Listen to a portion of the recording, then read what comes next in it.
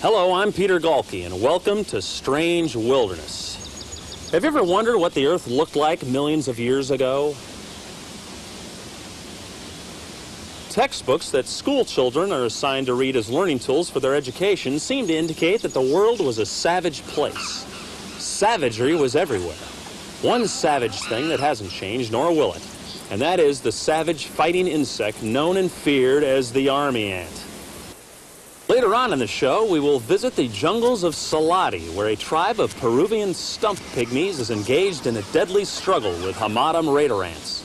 But first, let's find out more about the savage world of the army ant. The Gobi Rainforest. Serene and majestic, it spans a lot of space. But beneath its tall oak trees, its plush grapefruit bushes, and red skeleton clown paintings is a different world. It is the insect world, although technically it's still part of Earth. Here in the insect world, bugs eat, fight, work, lick, suck, sleep, and yes, die in a life that most of us will never know. There are well over 30 different species of bug, like this one here. Recognize him? You should. It's the liquid from his body that gives soda all those tiny bubbles. This insect gets its name from Latin. This bug makes its home in the weeds and stuff. That's where you find them. Sometimes in trees too. This bug is holy God. This bug here is the Latin. That is, oh, the bumblebee. The bee makes a buzzing noise with his mouth, much like we do when we imitate them.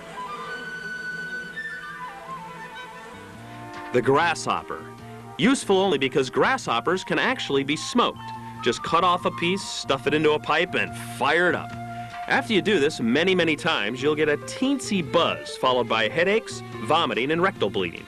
Plus, wait until you get a load of the inside of your pipe.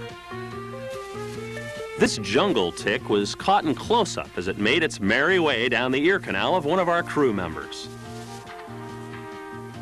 I think this is a bat. I'm not sure, but in the inevitable flood of letters you send me, I'm sure I'll find out. Yes, there are many insects, but only one as terrifying as the army ant. What is known about these awesome insects? Well, they have been clocked at speeds well over 120 miles an hour and can leap as high as 60 feet in the air. This is really just my educated guess, but even if it's half that, it's still extremely impressive. Their battle strategy is to literally swarm over their hapless victim. As the horrified insect is being ripped apart, the most it can do is wheeze. Yes, the army ant has long been called the most efficient soldier in the world. But what about the U.S. Army soldier? Pretty damn good fighter if you ask me. So which is the better soldier? We actually conducted a study and the results were remarkable.